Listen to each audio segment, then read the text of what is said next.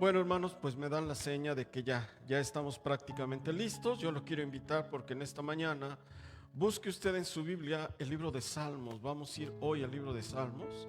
Si usted gusta ir al capítulo 51, hoy vamos a dar lectura en el versículo 17. Siempre animamos para que cuando usted encuentre la porción nos podamos poner de pie y de esta manera daremos la lectura, pero entre tanto que usted encuentra siempre el texto, quisiera mencionar, hermano, que todos pecamos, ¿verdad?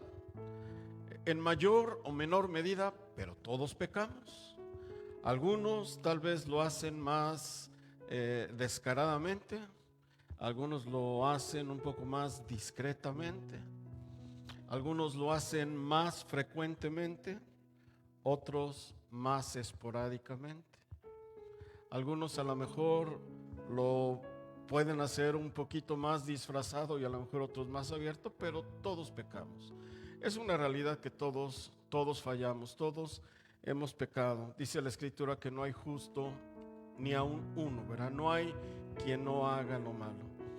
Pero hoy en esta tarde yo quisiera revisar una porción que pone en evidencia que hay una condición en el corazón del hombre, o sea, hay un estado del corazón del hombre que parece ser muy propicio, muy favorable delante de nuestro Dios. Es una condición la cual, cuando nuestro corazón adquiere esa condición, nuestro Padre Celestial es propicio a nosotros. El tema yo lo titulé El corazón que Jehová no rechaza, y está basado precisamente en la porción del libro de Salmos, en el capítulo 51, donde la palabra del Señor nos dice, la segunda parte del texto dice: el corazón contrito y humillado no despreciarás tú, oh Dios. Padre amado, le queremos dar las gracias hoy en esta tarde, Señor. Como ya han dicho nuestros hermanos, es una tarde fría aquí en la ciudad de San Luis. Prácticamente todo el medio oeste del país, Señor, está bajo la influencia, Señor, de un sistema, de una corriente de frío, Señor, que ha pegado a nuestra ciudad. Pero mire, le agradecemos que pese a las condiciones usted ha encaminado nuestros pasos a su casa. Gracias porque nos permite presentarnos delante de usted, porque podemos elevar nuestros cantos, podemos, Señor, elevar nuestras voces, nuestras oraciones, y cuanto más, Señor, porque permite que podamos abrir su bendita palabra y rogar que a través de los textos que estaremos revisando hoy, usted pueda hablar no solamente al corazón de quienes estamos aquí, sino de todo aquel que llegue a escuchar este mensaje, Padre, a través de nuestro portal en Facebook. Oramos siempre, Padre, que sea la voz suya, la voz de su Espíritu Santo, hablando nuestras vidas, en el precioso nombre de nuestro Señor Jesús, a quien siempre daremos honra, gloria y alabanza por los siglos de los siglos.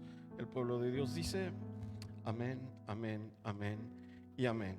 Bueno, hermano, puede tomar asiento. La porción que acabamos de leer, yo creo que estamos todos familiarizados con ella. El rey David está escribiendo estas palabras después que fuera amonestado por el profeta Natán, tras haber pecado con Betsabé. La historia yo creo que es conocida para todos, pero solo como una manera de introducir el tema, David había mirado por su terrado a una mujer que se estaba bañando, la codició, la tomó, la mandó llamar, tuvo intimidad con esta mujer. Esta mujer se llamaba Betsabé, concibe de David, y cuando él se da cuenta de ello, pues maliciosamente conspira para matar literalmente al esposo, ¿verdad? A Urías, el esposo de aquella mujer. En resumen, David comete adulterio y posteriormente manda matar al esposo de esta mujer y se termina quedando con ella. El profeta Natán viene, lo amonesta, y a causa de ello David se duele, ¿verdad?, de su pecado. Comienza a escribir este salmo y dice cosas hermosísimas a través de todo este salmo le dice: Señor, límpieme, láveme, déjeme blanco nuevamente como la nieve, no quite su espíritu de dentro de mí. Pero entonces David evoca una verdad bíblica que hoy en esta tarde queremos revisar, y dice: al corazón contrito y humillado no desechará usted. Esta es una verdad bíblica, hermano, que yo ruego que el Señor hoy en esta tarde pueda reafirmar en el corazón de cada uno de nosotros, porque yo mencionaba al principio, todos pecamos. No hay hombre que no peque. Y qué importante, hermano, que cuando nosotros fallemos delante del Señor, consideremos esto que está mencionando la Escritura en esta porción. Ahora bien, el pecado que cometió David, que es un pecado, por supuesto, a todas luces, un pecado reprobable, cuando nosotros miramos hacia la humanidad en general, nos damos cuenta que hay hombres y mujeres que han cometido tal cantidad o tal magnitud de pecado que hacen ver que lo que hizo el rey David, que es muy reprobable, se mire como cosa de niños. Es decir, la maldad es tanta que hay hombres que llegan a pecar de tal manera que lo que ha cometido David pareciera una insignificancia. La pregunta es si este principio bíblico aplicará también en esos casos. Bueno, hoy yo le ruego al Señor que a través de revisar el caso de un rey en la Biblia, que créanme, hermano, que lo he citado a este rey, hemos hablado en ocasiones de este rey. Yo particularmente he tomado el tiempo para mirar algunas porciones de la vida de este rey, pero no ha sido sino hasta esta semana que me he dado la tarea de estudiar y de revisar un poco más a detalle lo que fue su vida, que me doy cuenta que es probablemente el rey más perverso que jamás gobernó sobre el reino del sur. Y de hecho, me atrevo a decir, sobre el reino del sur y sobre toda la nación de Israel, porque usted y yo recordamos el reino después de Salomón fue dividido. El reino del norte quedó básicamente en las 10 tribus de Israel. El reino del sur se concretó a 2 tribus. El reino del norte, su capital en Samaria; el reino del sur, su capital en Jerusalén. Y hubieron reyes en cada uno de estos reinos. En el reino del norte, probablemente el rey más perverso fue Acab, o no probablemente, seguramente el rey más perverso fue Acab con su esposa Jezabel. Pero cuando yo termino de hacer mis notas y mi estudio, me doy cuenta que este rey opacó completamente la maldad de Acab. Es decir, este rey hizo ver que los pecados de Acab, que fueron terribles, se vieran como nada por todo lo que él hizo. Y me refiero al rey Manasés, del cual ya en ocasiones hemos hablado. Por ello yo le pido que usted vaya con su Biblia al segundo libro de Reyes y busque el capítulo 21. Prácticamente, hermano, me voy a dar a la tarea hoy en esta tarde de revisar gran parte del capítulo. Lo iremos revisando poco a poco. Yo pido que, si usted tiene su Biblia abierta, vayamos revisando algunas porciones. Me detendré en algunas tal vez las pase un poquito más ligeramente, pero seguramente me detendré en algunas de estas porciones para hacer énfasis en algunos aspectos que consideramos pueden ayudarnos para reafirmar los principios que estaremos exponiendo en esta tarde. Y déjeme decirle, hermano, que muchas veces en la Escritura leemos algunas porciones que se pueden leer en menos de un minuto, pero que reflejan años y años de historia.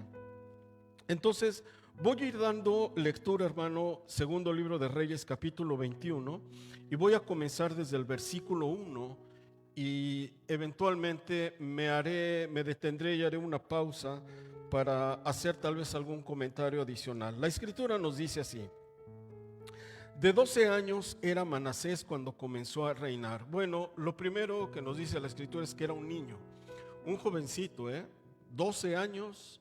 El otro rey que yo recuerdo que comenzó muy joven fue Josías, y Josías comenzó a reinar de 8 años. La diferencia es muy poquita, hay 4 años de diferencia. Este rey comienza también muy joven, reinó en Jerusalén 55 años. Bueno, probablemente es el reinado más largo de todos los reyes de Israel. Lo que fue Saúl, lo que fue David, lo que fue Salomón, cada uno de ellos fueron reinados de 40 años, fueron muy longevos ellos. Pero este rey todavía llegó a 55 años de gobierno. Y nos dice un dato que tal vez no parezca muy relevante, pero al estudiarlo me doy cuenta que sí. Su madre se llamaba Hepsiba. Bueno, hermano, al hacer mis consultas me doy cuenta que tanto su mamá como su papá eran hombres de Dios. El papá de Manasés, usted lo recuerda al rey Ezequías. Recuerda usted a Ezequías, ¿verdad? Aquel hombre al cual vino el profeta Isaías y le dijo: prepárate porque vas a morir. Y este rey vuelve su rostro al Señor y dice que clama, y el Señor le otorgó 12 años más de vida. ¿Usted recuerda a este rey? Bueno, Ezequías fue un buen rey en Israel que hizo lo bueno. Y su esposa Hepsiba, bueno, el nombre Hepsiba, que es un nombre no muy mencionado a veces en la escritura, el nombre por sí solo significa mi deleite o mi placer está en ella. Está bonito el nombre, ¿eh? Mi placer está en ella o mi deleite está en ella. Eso significa Hepsiba. Y nos dice la historia que Hepsiba era una mujer piadosa, era una mujer temerosa de Dios, una mujer que andaba rectamente en el camino del Señor. Por lo tanto, papá y mamá de Manasés eran hombres de Dios. Y nos sigue diciendo la escritura: e hizo lo malo ante los ojos de Jehová. Bueno, hermano, qué triste que se empieza a escribir la historia de este rey y lo primero que dice es que hizo lo malo. O sea, qué triste que si alguien tuviera que dar un recuento de nuestra vida, comenzara diciendo: este hombre hizo cosas desagradables delante de Dios.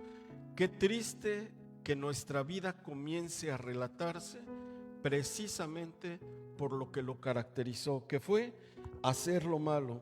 Estuve revisando, hermano, y algunos historiadores mencionan que se dejó influenciar mucho por la idolatría del pueblo asirio, y que la influencia que ejerció la cultura asiria sobre su vida hizo que él adoptara prácticas paganas que terminaron, por supuesto, por imponerse en la tierra de Israel. Y nos dice ahí la escritura, si terminamos de leer en el versículo 3, perdónenme, verso 2, seguimos en el verso 2: hizo lo malo ante los ojos de Jehová, según las abominaciones de las naciones que Jehová había echado delante de los hijos de Israel. Estos son los pueblos cananeos. Verso 3: porque volvió a edificar los lugares altos que Ezequías su padre había derribado, y levantó altares a Baal e hizo una imagen de acera, como lo había hecho Acab, rey de Israel, y adoró a todo el ejército de los cielos y rindió culto a aquellas cosas. Bueno, este versículo 3 está muy amplio y requiere que ahondemos en algunos aspectos. Ok, primeramente, volvió a edificar los lugares altos. El término volvió a edificar, tiene mucho significado para mí. A ver, su padre Ezequías había derribado los altares cuando él fue rey. Si usted y yo leemos los capítulos previos a la vida de Manasés, nos daremos cuenta que Ezequías trabajó durante su reinado por erradicar la adoración idolátrica, derribó los altares, derribó precisamente todos los centros donde el pueblo se juntaba y adoraba a las deidades paganas. Su padre limpió todo ello cuando estuvo reinando, pero dice, él volvió a edificar. Y le voy a decir cómo yo lo entendería. y a ver si usted y yo podemos entender el corazón de Manasés. ¿Qué pasa si papá entra a la recámara y sorprende al hijo fumando? Lo que usted quiera, cigarro o hierba o lo que usted quiera. Y el padre enojado se lo quita, se lo hace trizas y se lo manda al bote de basura. Y salido el papá, el hijo va al bote, vuelve a secar aquello, se vuelve a hacer otro, como dicen los jóvenes, otro churrito y se lo fuma. Eso es una provocación.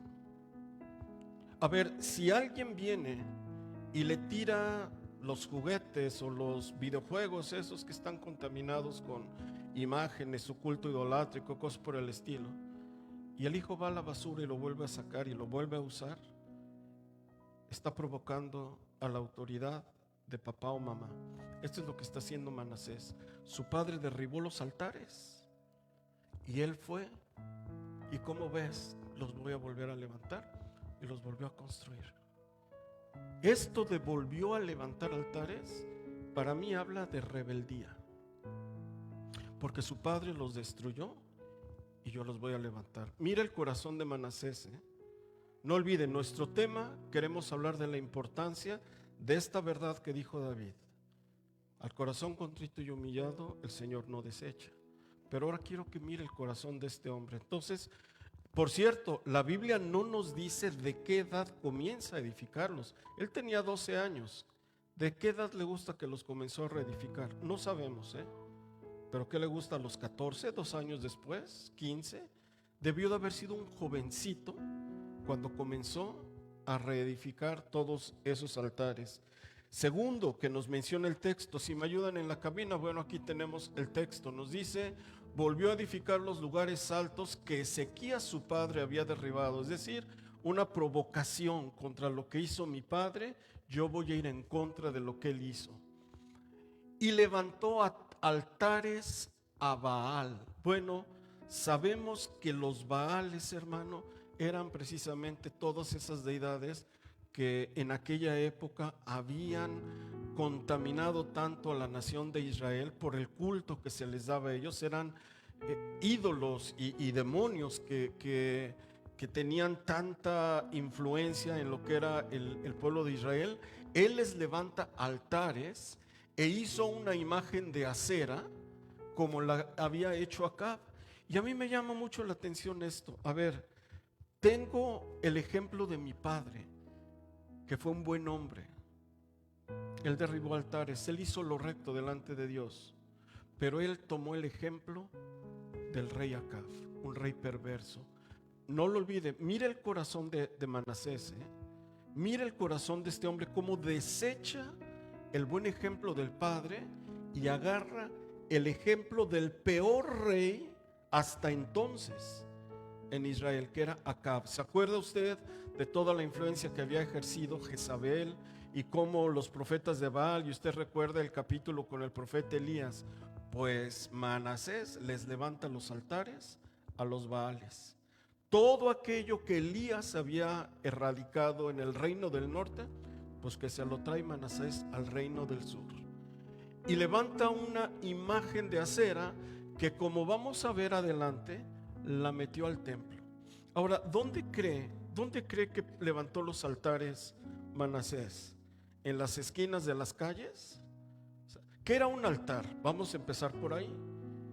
El altar, recuerde que es ese mueble sobre el cual se pone la ofrenda, se trae al animalito, se coloca la ofrenda y se levanta una ofrenda, un holocausto al Señor. Eso es el altar.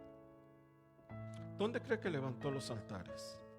Piense y en un segundito me dice: y adoró a todo el ejército de los cielos y les rindió culto.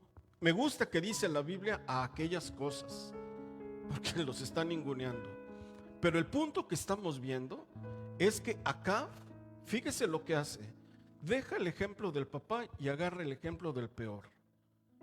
Todo lo que Elías hizo para erradicar a los Baales, pues él los levanta acá y les levanta altares para que la gente venga y ofrezca sus ofrendas a esas cosas, como dice el texto bíblico, y además levanta una imagen de acera, que era un diablo, literalmente en la escritura.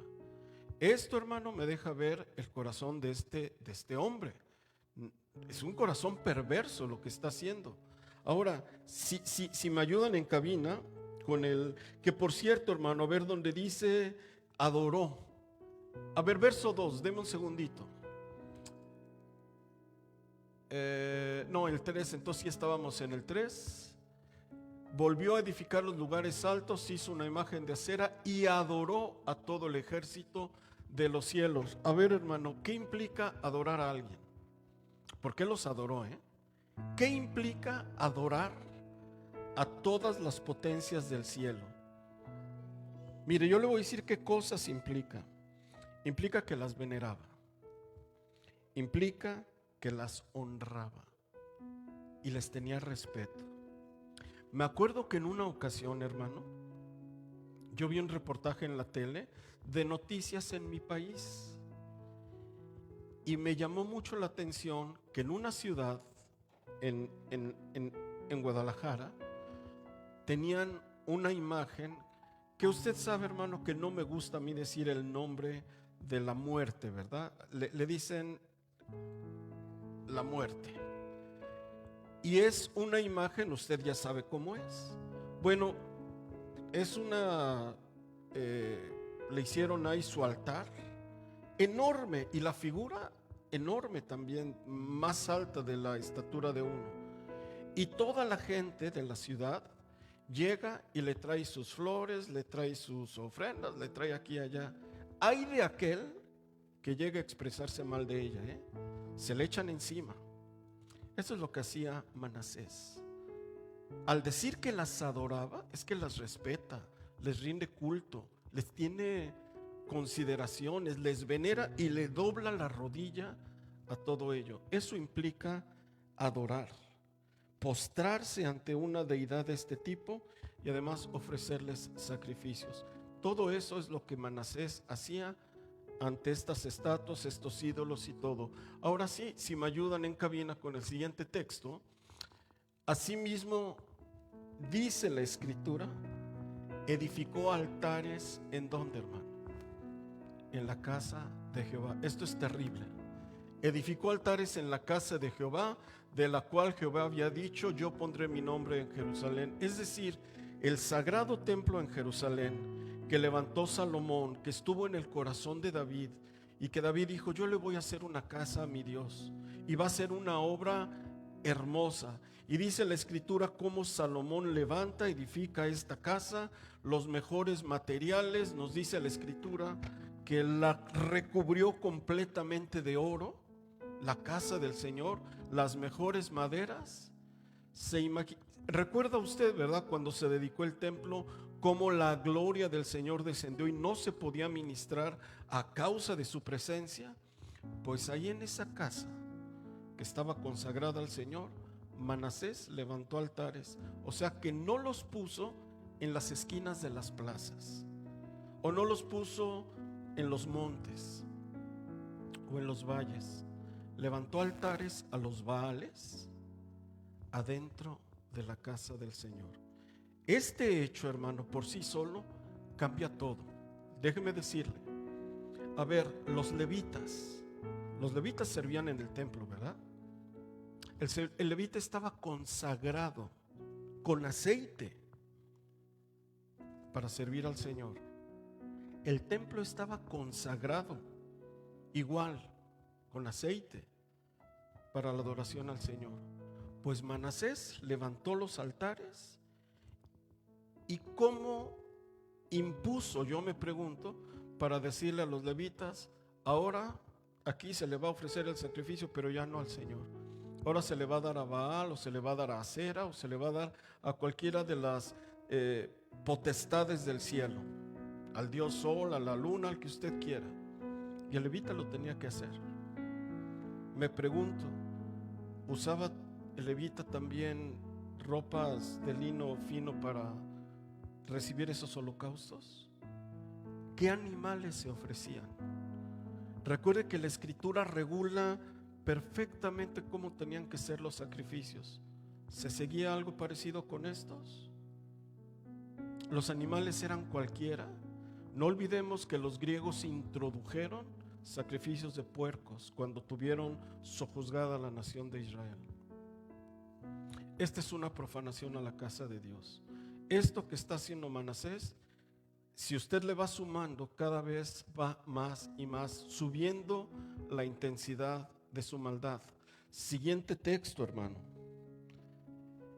Si usted quiere mirar, edificó altares para todo el ejército de los cielos en los dos atrios de la casa de Jehová. O sea que en los dos patios de la casa del Señor, ahí Manasés levantó altares para que la gente viniera y ofreciera cualquier tipo de sacrificios, de animales, de lo que usted quiera, a las deidades paganas. Versículo 6, esto es de lo peor que usted y yo vamos a ver que haga un hombre. Dice el texto, y pasó a su hijo por fuego. ¿Qué es pasar un hijo por fuego?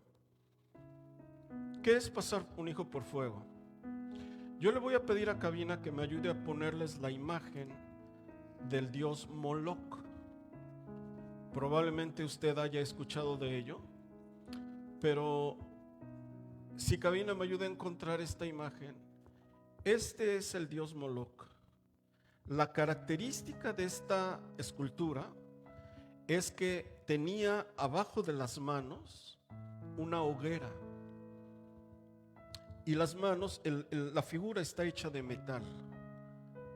Entonces la escultura tiene sus manos extendidas, se hacían ritos y se colocaban a los bebés o a los hijos sobre las manos que están bajo las brasas. Eso está ardiendo y ahí se depositaban a los niños como una ofrenda a esa deidad. Hermano, usted y yo no aceptaríamos que alguien le ponga un dedo a nuestros hijos. Ahora se imagina, ni siquiera yo me puedo hacer un ejercicio mental de tomar a un hijo y presentarlo así a una de estas cosas. Manasés lo hizo. Manasés tomó, fíjese que este texto dice pasó a su hijo, pero en Crónicas, que es un pasaje paralelo, dice pasó a sus hijos. Es decir, a más de uno lo puso en manos de una deidad esta. ¿Qué corazón puede haber detrás de alguien que haga eso? Si me ayudan a regresar nuevamente a la porción de Reyes, dice, pasó a su hijo por fuego y se dio a observar los tiempos. Además, fue agorero. Él fue tanto lo que hacía que yo dijo, no, pues yo también le entro. Y él pasó a ser agorero, es decir, un adivino. Él se ha de haber metido ahí a consultar los libros, a que lo instruyeran, lo capacitaran, y él mismo comenzó a hacerla de adivino. Pero no nada más eso, subraye, instituyó encantadores y adivinos. ¿Qué es instituir? Los nombró, los designó. Entonces, déjeme ponerlo así. ¿Se imagina que el presidente de este país instituyera a brujos y a hechiceros que oficialmente, con el respaldo del gobierno, comiencen a operar en la ciudad? Eso es terrible, es lo que hizo Manasés. Instituir a brujos, adivinos y hechiceros es tanto como si el gobierno actual dijera, a ver, estas son las instituciones de brujos, de satanistas, de hechiceros, de sortílegos, de todo lo que usted quiera, y van a operar legalmente en nuestra ciudad. ¿Qué haría usted? ¿Qué haríamos usted y yo? Este es el panorama de lo que nos muestra la escritura. ¿Quién es Manasés o quién fue? Instituyó encantadores y adivinos, multiplicando así el hacer lo malo ante los ojos de Jehová. O sea, todo lo que hacía multiplicaba, no dividía, no mantuvo la maldad a un nivel, lo multiplicaba el mal. En todo lo que él hace, en todo está provocando al Señor. Y nos dice, hermano, si me ayudan en cabina, me voy a brincar al versículo 9. Deme la oportunidad de adelantar un poquito en la historia y nos vamos al versículo 9. Y nos dice la Escritura que el Señor advierte al pueblo, pero Manasés, dice el texto, mas ellos no escucharon y Manasés los indujo a que hiciesen más mal que las naciones que Jehová había destruido. A ver, inducir. Yo me pregunto, ¿cómo pudo Manasés inducir al pueblo? ¿Qué es inducir, hermano? Inducir es que yo soy el promotor de que se haga algo. ¿Cómo pudo Manasés inducir al pueblo? Déjeme decir cosas que no están en el texto bíblico. Es como si el gobierno comenzara a sacar spots publicitarios, promoción del mes, para que usted venga y haga sus sacrificios a las deidades al 2x1.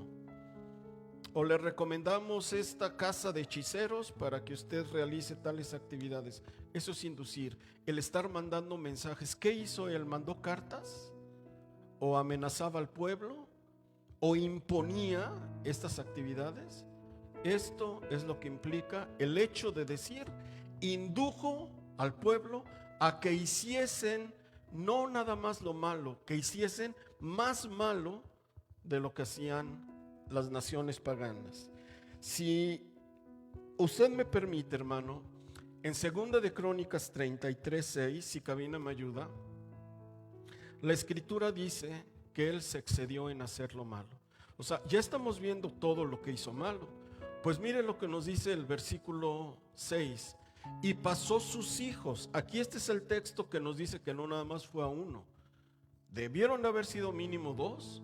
Pasó a sus hijos por fuego en el valle del hijo de Hinom y observaba los tiempos, miraba en agüeros, era dado adivinaciones y consultaba a adivinos y encantadores. Y esta es la parte que me sorprende. Se excedió en hacer lo malo ante los ojos de Jehová. ¿Qué es excederme, hermano? Que hay un límite o hay un estándar de maldad y él fue más allá. Es decir, a ver, déjeme ponérselo de esta manera. Ponga usted o traiga usted a memoria algún malhechor en la historia de este país. No sé, le voy a hablar de México. A lo mejor alguien diría algún narcotraficante. Supóngase que ese narcotraficante mató, acabó con vidas, metió droga, hizo lo peor. Ahora imagínese que un cristiano vaya más que él. Eso es exceder. O sea que el que hizo lo malo se quedó chico con lo que Manasés hacía. Fue más allá de ellos, se excedió. Esto es lo que nos dice el texto bíblico. Esto es lo que nos revela lo que era el corazón de Manasés. Ahora, si regresamos nuevamente a Reyes, donde estábamos, el versículo 10 trae un dato muy interesante, porque dice que el Señor mandó a los profetas para que lo amonestaran. Claro, el Señor está viendo que todo el mal que hace Manasés, y el Señor mandó profetas. La Escritura no nos dice simplemente habló pues Jehová por medio de sus siervos los profetas. Y ahí nos dice, ¿verdad?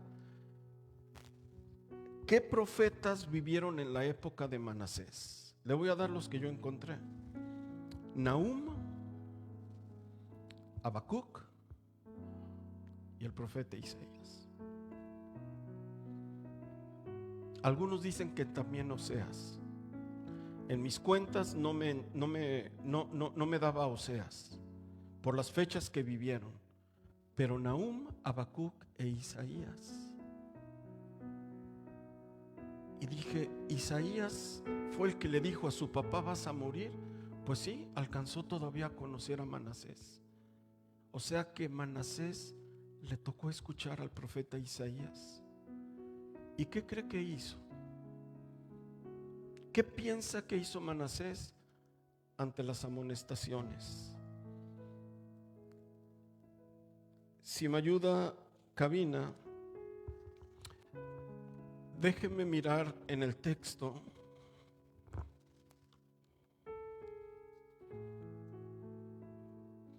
Verso 16.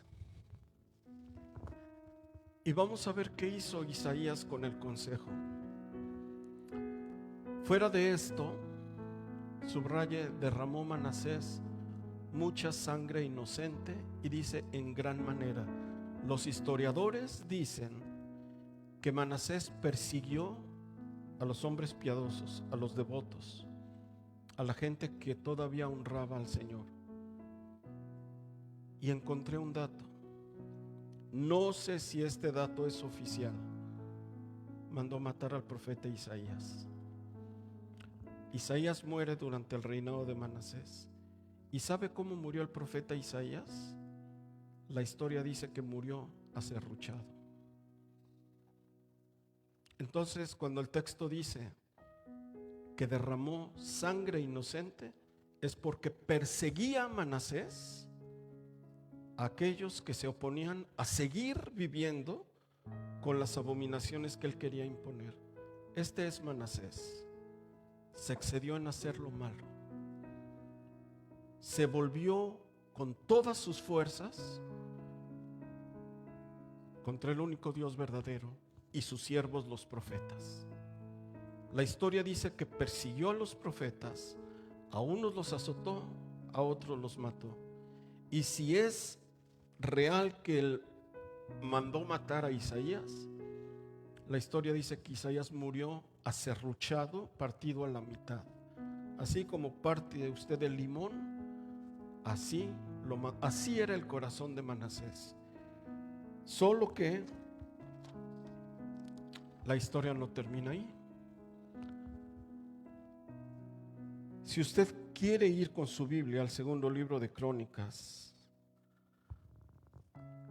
y en el capítulo 33 nos dice la escritura que el Señor levantó a los asirios contra él. Se lo llevaron preso y algo sucedió, hermano. Algo sucedió porque este hombre malvado, este hombre perverso, este hombre que perseguía gente, que la mandaba a matar, que no tenía compasión, que a sus propios hijos los puso sobre las manos de esta deidad en un tormento terrible, de repente fue capturado y fue llevado cautivo hacia Babilonia. Entonces sucede, hermano, si me ayudan en cabina, estoy en segundo libro de Crónicas 33:12, o póngame el 11, ya que lo tiene ahí cabina. Por lo cual Jehová trajo contra ellos los generales del ejército del rey de los asirios, los cuales aprisionaron con grillos a Manasés, atado con cadenas, lo llevaron a Babilonia. Y el verso 12, aquí comenzamos a ver la lección, hermano. Mas luego que fue puesto en angustias, oró a Jehová su Dios, humillado grandemente en la presencia del Dios de sus padres. A ver, déjeme un segundito aquí. ¿No es el más malo? Hasta este momento, Manasés ha superado en maldad a Acab. Y déjeme darle nada más dos motivos por los que yo creo que excedió por mucho a Acab. Porque Acab ni siquiera tenía el templo. Él tuvo el templo de Jerusalén y lo profanó con sus... Acab no ofreció a sus hijos en sacrificio. Él adoró Baales, pero no ofreció a sus hijos. Manasés sí. Y la otra, Acab gobernó 22 años. Manasés lo dobló. Hizo mucho más mal que Acab, con todo y Jezabel. Pero sucede que lo llevaron cautivo y clamó al Señor. Y yo en mis notas puse, así lo escribí, un momento. ¿Por qué oró al Señor? Pues no tenía 20,000 deidades a las que adoraba. ¿Por qué no le clamó a Baal? ¿Por qué no le pidió a Moloc? ¿Por qué no le pidió a Acera? ¿Por qué al Señor? Posibilidades, hermano.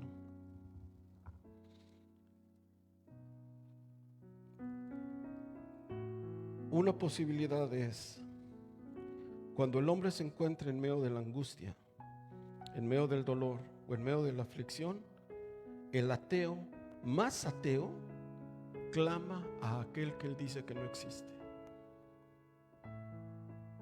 El ateo más ateo, cuando está en medio de un problema, levanta su voz al que él dice que no existe y le empieza a decir: Dios, ayúdeme. Yo digo, no, que no creía. El ateo más ateo se vuelve creyente cuando tiene el problema encima.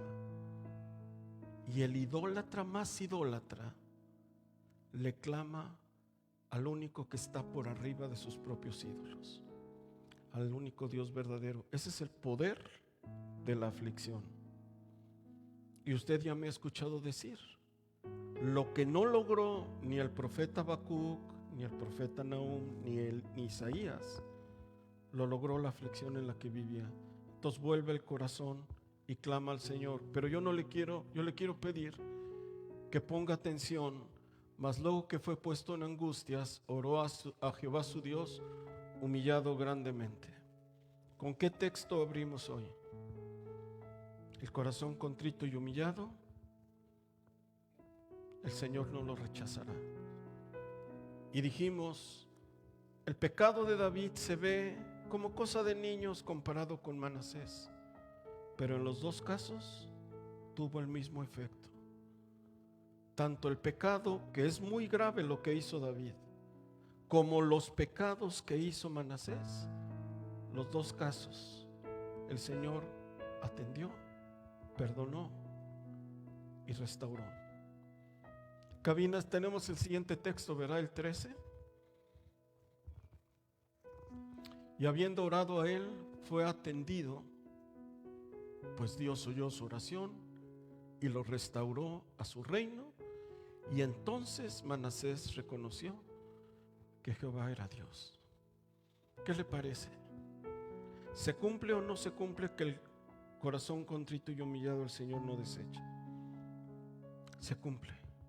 No importa cuán pequeñito o cuán grande parezca el pecado,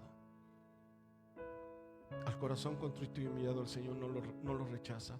Este es un ejemplo muy claro, hermano.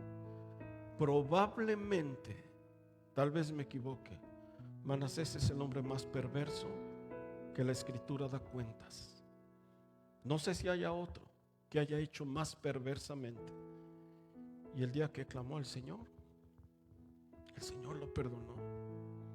Entonces yo le quiero preguntar hoy en esta tarde: ¿ha cometido usted algún pecado del cual dice, no, hermano, esto el Señor no me va a perdonar? He hecho mucho mal. Le tengo buenas noticias. Al corazón contrito y humillado el Señor no rechaza.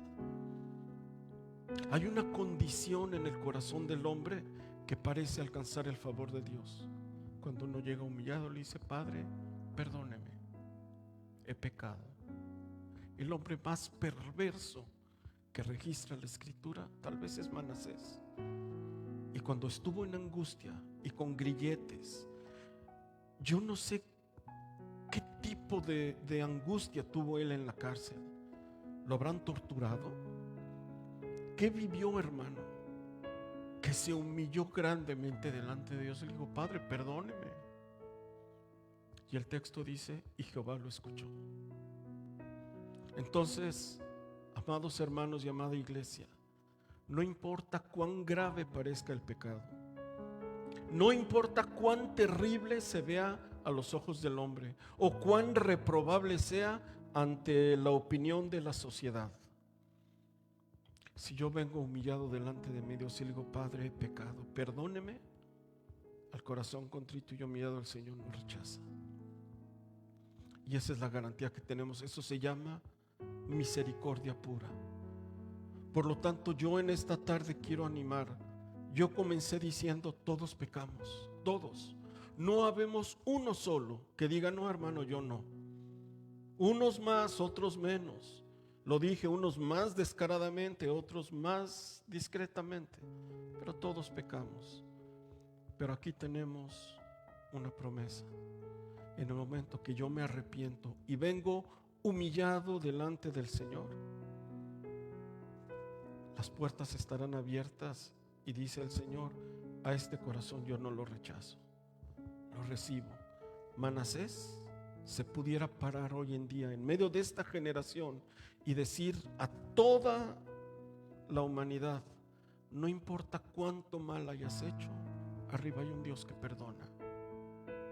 Por lo tanto, venid y confesaos vuestros pecados delante de Él, porque Él será misericordioso y amplio en perdonar. Bien pudieran pararse hoy en día Manasés. Yo me imagino si él entrara a las cárceles donde están todos las maras, él les pudiera decir, yo he hecho 10 veces peor que tú, y Jesucristo te puede perdonar. Él se pudiera parar bien en medio, hermano, de esta sociedad, de todo lo que hemos hecho, brujos, hechiceros, sortílegos, y decir, Manasés, yo hice peor que tú y fui perdonado.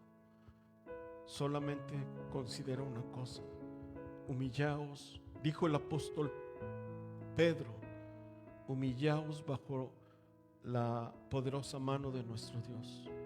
Humillémonos bajo la poderosa mano de nuestro Dios y Él nos exaltará cuando fuera el momento. Quiero terminar en esta tarde, hermano, con una porción que todos conocemos. Es una porción que es muy citada y muy conocida en medio del pueblo del Señor. Cabina, si me ayuda, 2 de Crónicas 7:14. Usted la debe de saber incluso de memoria. La promesa es hermosa. Lo que el Señor nos manda a través de esta porción, lo que Él nos dice, es algo que conocemos todos. Si se humillare mi pueblo sobre el cual mi nombre es invocado, y oraren, y buscaren mi rostro, y se convirtieren de sus malos caminos, entonces yo oiré. Eso es lo que experimentó Manasés. Su voz fue escuchada. Yo oiré desde los cielos, perdonaré sus pecados. ¿Le perdonaron a Manasés sus pecados? ¿Sí? Y sanaré su tierra. ¿Fue restaurado como rey? Sí. Si usted termina de leer el capítulo 33 de Crónicas, ya no nos da tiempo de hacerlo, pero yo le animo a que lo haga. Cuando él fue restaurado, escuche esto, Manasés regresó a Jerusalén y ¿sabe lo que hizo? Derribó todos los altares que construyó. Sacó a todos los ídolos de la casa del Señor. Limpió la ciudad de toda la adoración idolátrica e impuso la adoración al único Dios vivo.